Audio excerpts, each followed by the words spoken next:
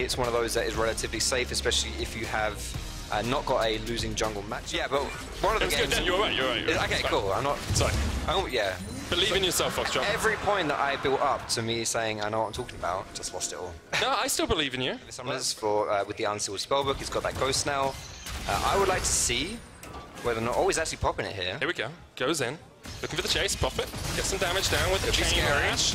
Shotduck knees comes out. Alphari looking for the ultimate. Vivi on death connects. He's pulled into the meat grinder. And Burst Blood comes at 11 minutes 20 seconds. Officially the longest Burst Blood of this split. Wow, there it is. Line, but Rogue maybe trying to collapse from both sides. Rift Herald going down. The smite comes out. Zone away by Kikis. Now the fight erupts. Wadid jumps onto the back line. Patrik forced away. Kold there on the front line as well. But Wadid is just going to try and get away from this one. Rogue pops the stopwatch, but soon enough he will be not long for Summoner's Rift. He's down. Origen get 2 kills. They lose the Rift Herald, and I believe it was picked up as well by Rogue. Rogue gets that Rift Herald and sacrifices 2 players for it. This could be a game coming into the top lane though. Here we go. Kikis there as well as Wadid. Alphari.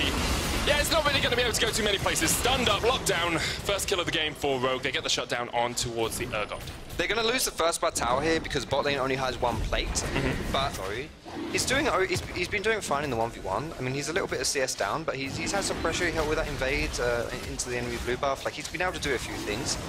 But really for Zoe, you're looking to get those sleepy bubble troubles. It might be a situation like in the previous game when you had humanoid. You're going to be revealed, and then that's when you start getting caught out of position, and when it's a lot harder for you to do those things. And is this a dead Nukeduck? With the ignite, he would have got it! Apollo jumps forward for the ignite. Zoe is a disgusting champion, I think, were your words, Foxtrot, and I think Sencux. It's a kill in League of Legends, and we're going to move on. I'm just going to jump in here, straight onto Silas. Got the route across the wall on that ward, and Patrik can just get the chase out. Profit pops out the Whirling Death, but only spells his own demise. Patrik with his 2nd kill of the game, and that Draven is looking mighty strong. Silas hasn't really been able to get rolling just yet, and we'll have to see what he can do in the team fights, because right now it's not happening, but in the mid lane... Sencux tanking up the tower, Mithy here as well. Kold, just going to fight against Sencux for the moment. We did try to distract. Kikis on his way, but here comes Patrik. Kikis jumps straight onto him. The Syndra's coming down from the top side of the fight, but already Mithy so low. 1 kill on each side. Kikis jumps onto the back line, gets Mithy as well. Alphari, though, getting onto HeaQ, and Wadid knocked back into the tower. Wadid looks for the stun. HeaQ caught out, brought back into the meat grinder. And Origen will come out with 3 kills to 2. This Ergot was a first pick, remember, as well. This is what happens in the meta right now. As far as it goes, not able to get too much, and Origen come out on top. Yeah, Origen definitely on top. Double Mountain and an Ocean in their back pockets now. 20 minutes into the game, they're about 4,000 gold ahead. They broke that mid lane tower. Stars and the Varus arrows, man, they hurt. Oh, Alphari's going to get the chase onto Kikis here, but Wadid just left to the wolves by his team. Both Sencux and Kikis ran away, and Wadid pops the ultimate, but not really much you can do to survive in that case. Nukeduck gets the kill.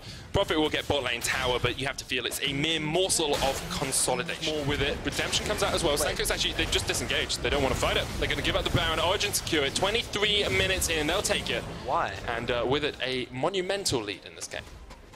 Why is the question? I think why... Oh, sorry. I'm sorry. I didn't really get what you were going for there, Foxtrot. You got to keep up with your Mei-Meis, bro. I'm not very good at Mei-Meis. Second time here, when Origen... well, Kikis is dead, so no real chance of a smite steal anymore. That's going to close the book on the Baron story right there. That's it. You know, like, Kikis has to look for these kind of things because he knows his team isn't going to win unless he does that. Or perhaps that's the desperation that he's feeling, you know, and he wants to take the, you know, just like the proactivity and that onus thing. To stop Origen pushing in their base with the Baron bomb. So that's the inhibitor tower down in the mid. This is going to be top followed shortly after. Origen will get that inhib. They'll look for their 2nd as well. And 29 minutes into the game, very much closing out this matchup. You have to feel Origen looking for their 3rd win of the LEC.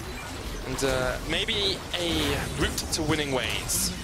Just painting by numbers at this point, Medic. That's exactly what they're doing. Yeah, just specifically because he's getting a chunk of health from the Proto Belt plus the Morellos. Oh, Kikis. Wow. He got caught out. He's trying it again. Flashed away. And yeah, that's a thumbs down play. That is a thumbs down. It's the same thing. He's just trying to do it. He's just...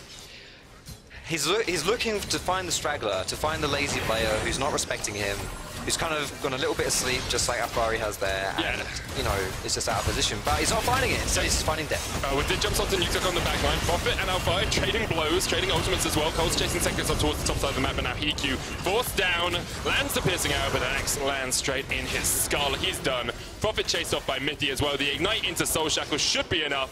And already Origen are looking at the Nexus Towers. Easy enough secure for them. 31 minutes in, they did it by the numbers, but it's definitely a thumbs-up game for Origen. They will take their third win of the LEC and go back to winning ways. Good stuff all around from Origen, of course, to be able to take down the Nexus. They'll dive the fountain for just a moment longer to make me keep talking. And there it goes. Origen 3 and 4 in the LEC. Slow, patient, very intelligent game from Origen there. Not overstepping their mark in any way, taking it to Rogue. And really looked like they were in control for most of that game. And, you know, Origen high expectations for this squad. Haven't quite been able to deliver, sitting at 2 and 4 prior to this game. And as you mentioned, this might kickstart them back into the winning ways. That's the hope, right? Look, the reason I say that is not because they beat Rogue. It's because of the way they beat Rogue, right? It was a lot more methodical. They played to their win conditions in the early game. They didn't die a ton, which is what they usually do. And then they just painted it by the numbers. They took us on an artistic journey across Summoner's Rift. Yeah, they Bob Rossed it. That's what they did. They did, definitely Bob Ross it. I'd say it wasn't particularly a masterpiece. Yeah, but there were some happy little clouds. There were definitely some happy little clouds.